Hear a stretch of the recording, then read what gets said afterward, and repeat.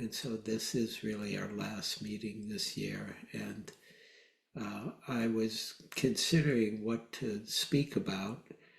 And it seems like the spirit of the time is about celebrating the blessings of life and change and the end of 2023 and the potential or the possibility of what's new, of what's coming in 2024. And that same theme or thread is in all the, at least in what I was reading as I was researching the talk today, is in all the different traditions. It's expressed in all the different traditions in terms of solstice or Christmas or Kwanzaa or Hanukkah. It's all about the light into the dark and the end, the death, and then resurrection or awakening of the light. And I didn't know so much about solstice, but I've learned quite a bit in the last few days about winter solstice because it's a reversal of the sun's apparent ebbing in the sky. And in ancient times, from meaning our ancestors, would see this as a symbolic death and rebirth of the sun, or for some of them it was of the sun god.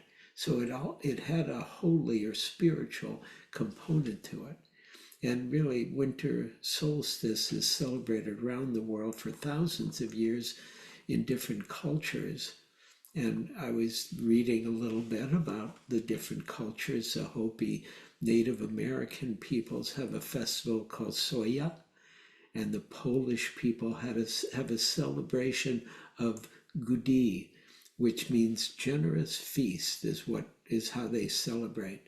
And Greece has a Brumilia celebration, and there's also a Hindu celebration of Makar Sankranti.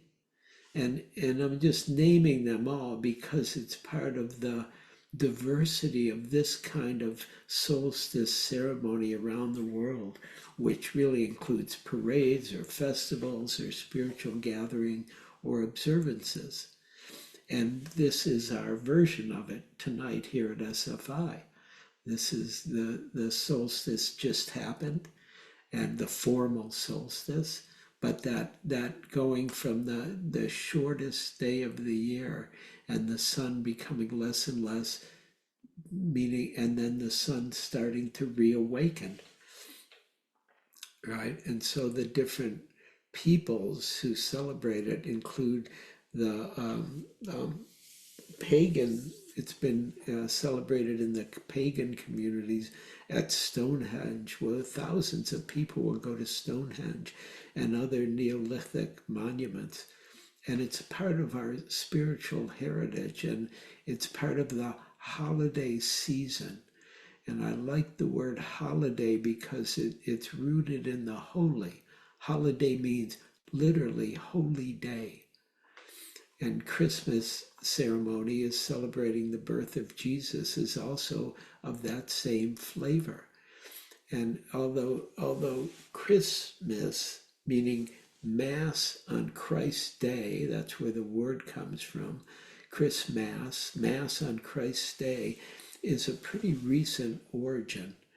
The earlier term was the Yule, Y-U-L-E, which was from the German or Anglo-Saxon, and it returned to the feast of the winter solstice. And it's understood by some people, that's part of the configuration of Christmas being at this time. And in other languages, the same festival of Christ's birth, Christmas, is Navidad in Spanish or Noel in French.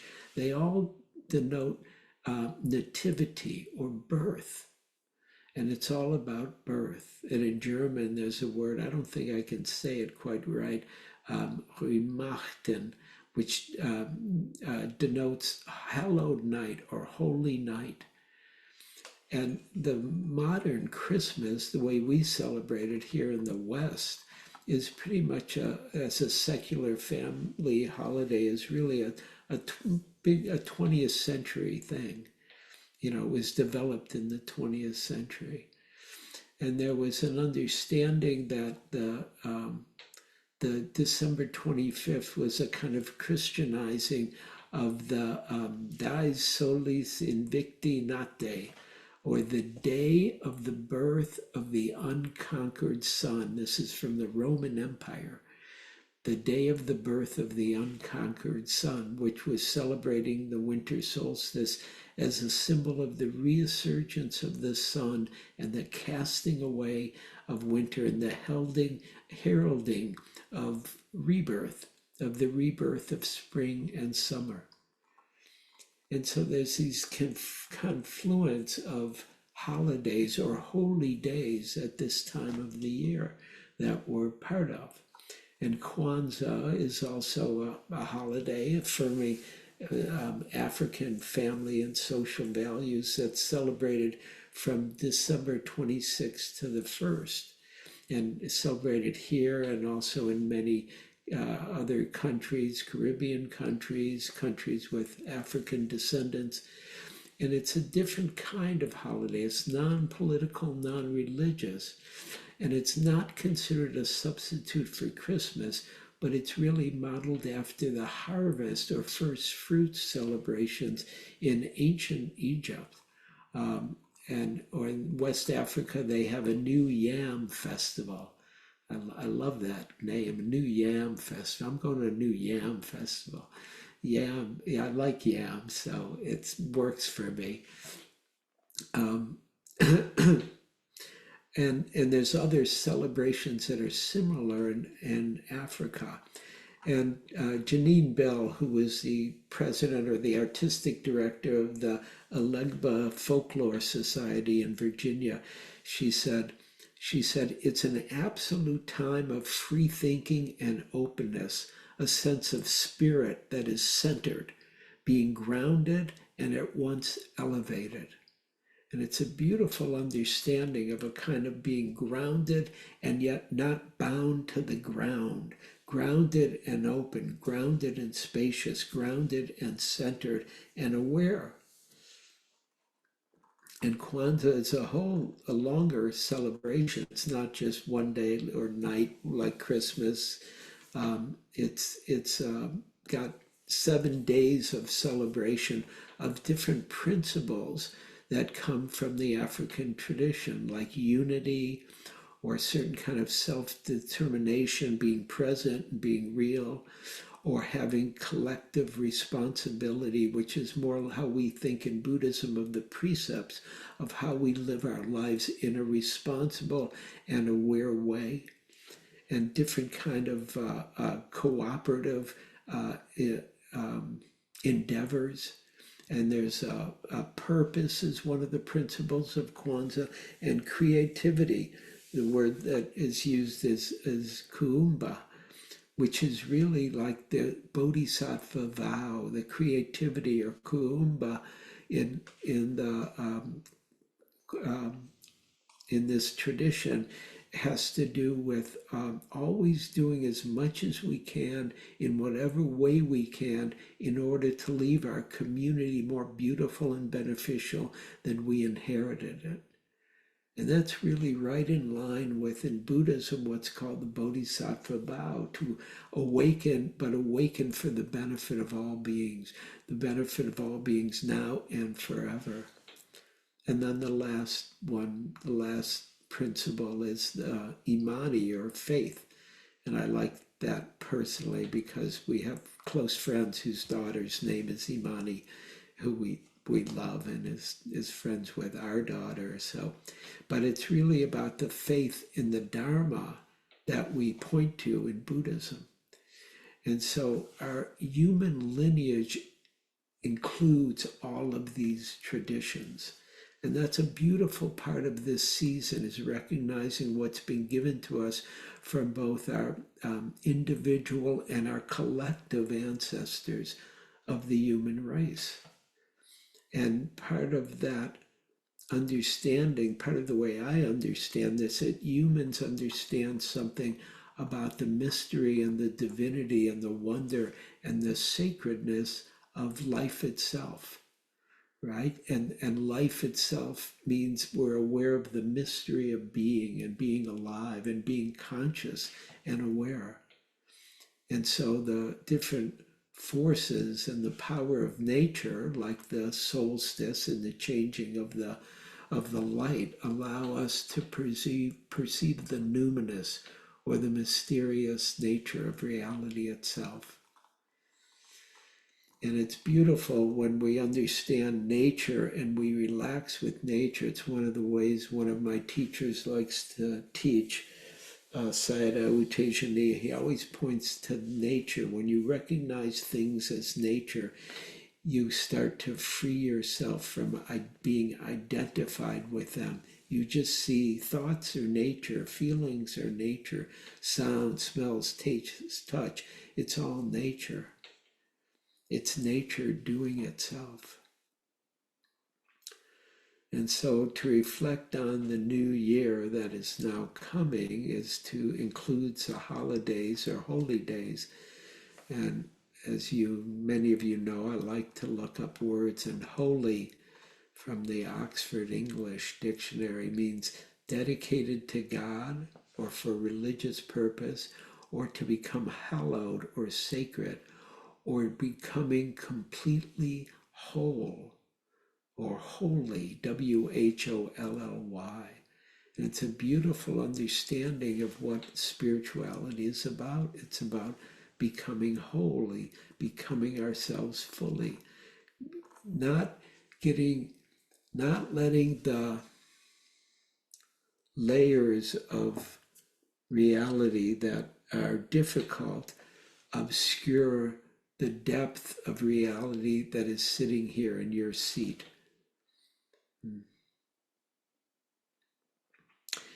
In the Hebrew, the word holy is kiddushah, and it's paradoxical because it means a separation from and a dedication to something.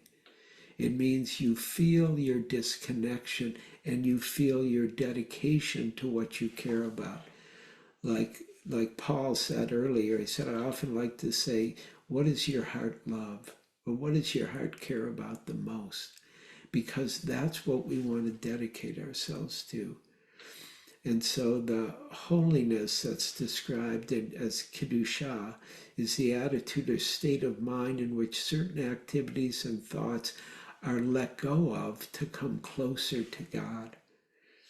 And really, all of the spiritual traditions, whether it's Christian or Islamic or Jewish or Hindu or indigenous traditions, it's all about touching the divine. It's all about coming closer to God. Or Buddhism, it's all about becoming devout in a way that reveals the transcendent that is inherently right here, that is within us as human beings. And so it's about becoming spiritually holy or spiritually whole, Whole, and kind of refining the innocence of our virtue by a certain kind of impeccability of devoting ourselves to what our heart loves and cares about.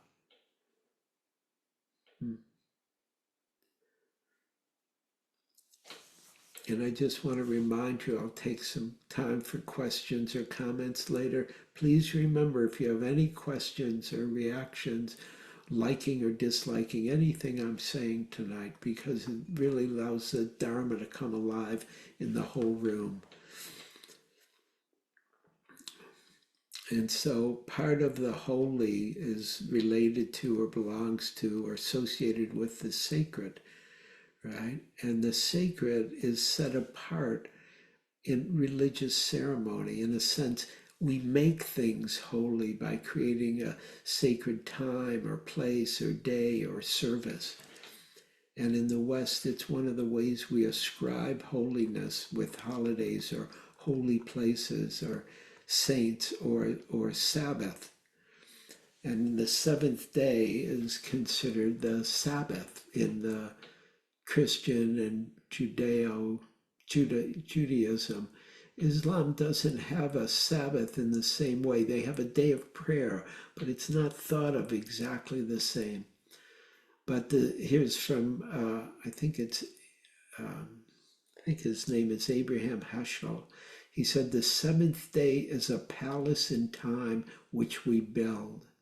The seventh day is a palace in time which we build.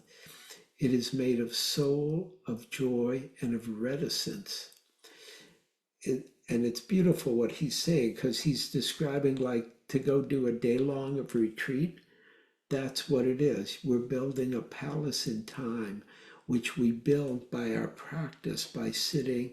It's made of our consciousness and of our awareness and of our not just doing whatever we want, but staying present moment by moment by moment and being aware.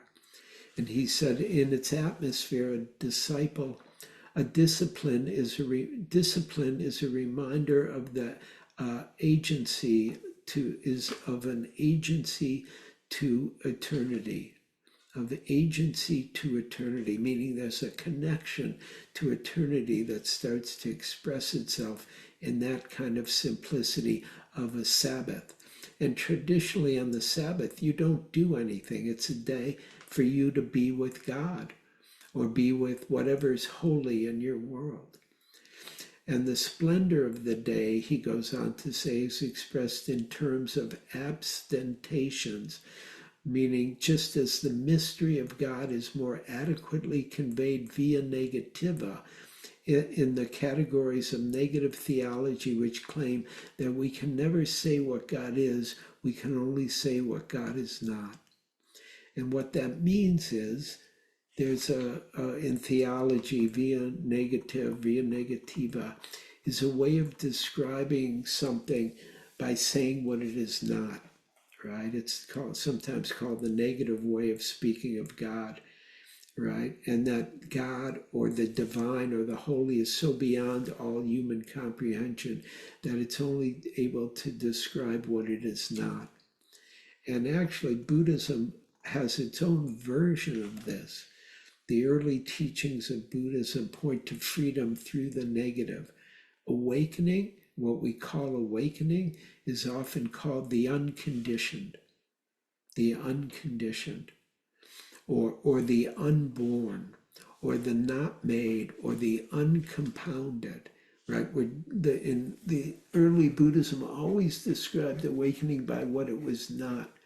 Or the other way they described it, it was by the absence of greed, hate, and delusion.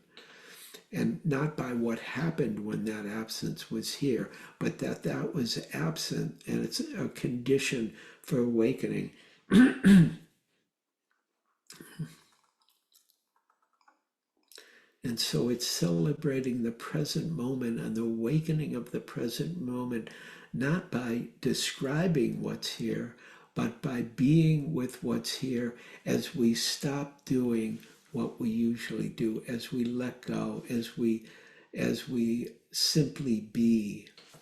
And that's again described by this fellow Herschel in terms of the Sabbath, or the day of rest, or the day of not doing. The meaning of Sabbath is to celebrate time rather than space. On the Sabbath, we try to become attuned to holiness in time.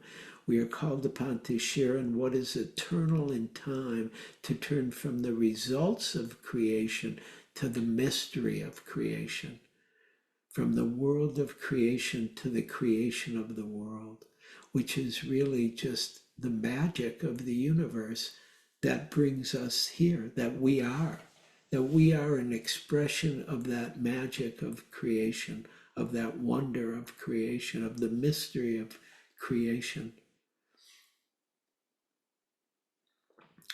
And so I thought we might reflect for a few moments about 2023 and what it was or wasn't for each of us, right? Was last year holy or unholy? Was it difficult or challenging or fun or mysterious or surprising or opening or grief-filled? Because it could have been any or all of those. And there's much that we've all lose when a year leaves. We lose the good and the bad. We lose what we cared about and what we don't. It's gone, whatever happened, the actual experience. And 2023 is a difficult word, a difficult year in many ways. I looked up the wars of 2023, and of course, the main two, at least right now, that I was aware of were the war in the Ukraine and the war in Gaza between Israel and Hamas. And then I discovered there are so many different armed conflicts, both international and non-international, what's called non-international armed conflicts. And I could just read you a little. I have like 30 different conflicts that are going on around the world, whether it's in Cyprus or Egypt or Iraq. And some of them are between two countries, and some of them are within the country itself, right? Or Libya, or Morocco, or Israel and Palestine, and Syria, Turkey, Yemen, West Sahara, in Burkina Faso, Cameroon, Central African Republic, Ethiopia, Mali, Mozambique, Nigeria, Somalia, South Sudan, Sudan, Afghanistan, India, Myanmar, Pakistan, the Philippines, India, I said India and Pakistan, and on and on. I mean, there's a lot of dukkha in the world, and it's part of our world. And so the question comes, how do we find peace in 2024? And my answer to you is don't wait till 2024. Start to find peace here now. Start to find peace here now. We can't fix the world. We can help, and there's much we can do, but we can't fix it right now. But peace is available within us each, here, now. And it's part of that turn towards the light that we are, the light that lights up human consciousness. Desmond Tutu, the wonderful cleric from South Africa, he said, hope is being able to see there is light despite all the darkness. And that's part of our practice, even in the midst of all the wars and all the difficulty and all the grief of the world. But seeing that there is life despite all the darkness. And it really means abiding in the Dharma and discovering the depth of who and what we are, the depth of consciousness that is here. And so practice is finding our center here. My teacher, Sayadaw U Tejaniya, he said, whenever you are upset, look within. There's nothing and nobody outside there you can blame for your state of mind. And really, I would change it to your state of mind and heart. People can affect us, but our freedom is here, is possible here with practice. And it does mean being diligent about practice, about giving yourself to that which is freeing, that which is liberating. There's a famous Japanese haiku from Masahida, who said, barns burnt down. Now I can see the moon. Really, I should stop there. That's the best. Barns burnt down. Now I can see the moon. And he's describing what happens even as we lose what we care about and love. There's something else here that nothing can touch, actually. There's a resilience or a simplicity or what we call the ordinary magic. Pablo Neruda said it about the changing of the seasons. He said, you can pick all the flowers, but you can't stop the spring. Right? Just can't do it. And so learning about our world more fully and the goodness of people is very helpful. And I often describe some of, like to make it personal. So I'll tell you two of the things that have really helped me this year. One is I started swimming in the bay again, which is a really like great thing to do if you're a San Franciscan because you have all this water here. And it's what defines San Francisco is the bay and the ocean. And you can swim in the bay, and it's almost, you don't even have to pay. It's helpful if you join a club, and even the clubs are pretty inexpensive these days. They're public clubs at aquatic parks. So I'm a member of the South End Rowing Club, and I find the South End so inspiring. So the South End's been going for 150 years. So just that, there have been people, and it's the South End Rowing Club. It's people who swim and row and also play handball at the bay, and they've been doing it 150 years. Our ancestors 150 years ago were swimming in the bay, and now I'm there with a lot of other people. It's actually a little crowded these days, not in the water, but sometimes in the club. But and the support there is so beautiful because everybody is supportive of everybody, because everybody knows, especially right now, it's getting colder. Today was cold. I attest to it. It was cold. I got cold. It was like I did my swim. I did a half an hour. It's like, okay, I'm good, no wetsuit. So, somebody came in. I said, yeah, I did a half hour. And he said, you don't wear a wetsuit, do you? I said, no. He said, oh, well, I'm guilty. I wear a wetsuit. You can't even count me. But it's even to people who wear the wetsuits, great. If you want to wear a wetsuit, it's still cold. And it's a beautiful love of nature and where we are. And the other reason that I mention it is because sometimes doing anything outdoors can be a pure meditation. So for swimming in the bay, I get to watch my heart and mind as I'm thinking about going, as I'm getting there. Definitely watching my heart and mind as I first walk into the water and it's cold, and then watch what happens as I put my whole body in the cold water. And then it's like, oh yeah, this is cold. And then watching it relax, watching my reaction relax. And it's still cold. And it doesn't mean I like it, but what I'm aware of is the totality of being aware in that moment. And that's very inspiring to me. And so there's a kind of meditative practice that can be done with any physical activity, any physical activity. And then one of the things that has also personally inspired me this year is a different kind of people who are display their good heart, their goodness, and their humanness and their beauty. And one of them that I would like to mention is Vince Montague, who I read a book by him called Crackpot, which is about the death of his wife, whose car accidentally went into a lake and she drowned.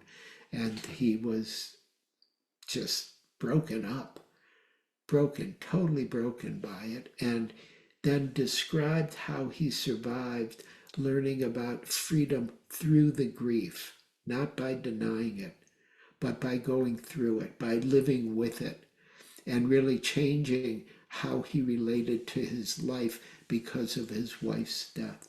Very beautiful book. It's called Cracked Pot. It's called Cracked Pot because she was a potter, and he took up potting to be close to her after she died. And he becomes very into potting. And it's just short little beautiful 1 and 2 page chapters that are very moving about the whole world of grief and loss and creativity and life, birth and death. In the Talmud, they say, do not be daunted by the enormity of the world's grief. Do justly now. Love mercy now. Walk humbly now. right? Do not be daunted by the enormity of the world's grief. You are not obliged to complete the work, but neither are you free to abandon it. And it's pointing in the Talmud, it's pointing at the work of taking care of the world. Now, first, taking care of ourselves, that's an important part of taking care of the world. And then also expanding that in a bodhisattva way to take care of the whole world. And that often brings up the kind of intention that I like to take for 2024, which comes from the Bodhisattva vow. And the Bodhisattva vow goes, beings are numberless, I vow to save them. Delusions are inexhaustible, I vow to end them. Dharma gates are boundless, I vow to enter them. Buddha's way is unsurpassable, I vow to become it. And you hear the beautiful paradox in it. It's impossible to do, but we set our intention and then it starts to do us. Beings are numberless, I vow to save them. Delusions are inexhaustible, I vow to end them. Dharma gates are boundless, I vow to enter them. Buddha's way is unsurpassable, I vow to become it. It's really about becoming what we really and truly and essentially are, right? And it's so simple sometimes, the holy in Buddhism. Suzuki Roshi said, just to be alive is enough. Just to be alive is enough.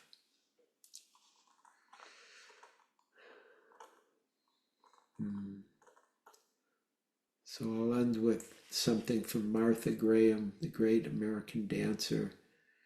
She said, there is a vitality, a life force, an energy, a quickening that is translated through you into action. And because there is only one you in all of time, because there is only one you in all of time, this expression is unique. And if you block it, it will never exist through any other medium and be lost. The world will not have it. It is not your business to determine how good your life force is, nor how valuable, nor how it compares with other expressions. And she's saying, let go of the judging mind and the comparing mind. It is your business to keep it yours clearly and directly, and to keep the channel open, which is what practice is about. It is your business to keep the channel open, whether you choose to take an art class, keep a journal, record your dreams, dance your story, or live each day from your creative source. Above all else, keep the channel open. Keep the beauty of human consciousness alive that is sitting right here in your seat, wherever you are. So those are some of my thoughts about saying goodbye to 2023 and saying hello to 2024. Yeah, and just, and I'm just glad to see you all and be here with you all. And I want to thank you all and send my love to all of you who are here tonight and all of you who aren't here tonight, right? And so I'll ring the bell. We'll do a little sharing of merit. May the goodness and blessing of our time together go out in every direction, touching beings in our cities, our states, our countryside, our continent, our world. May all beings be happy and peaceful. May all beings be safe and protected. May all be as healthy as possible. May all beings live with ease of well-being. May we all discover our innate beauty, our innate goodness, our innate creativity, our innate love. May all beings awaken. May we awaken together.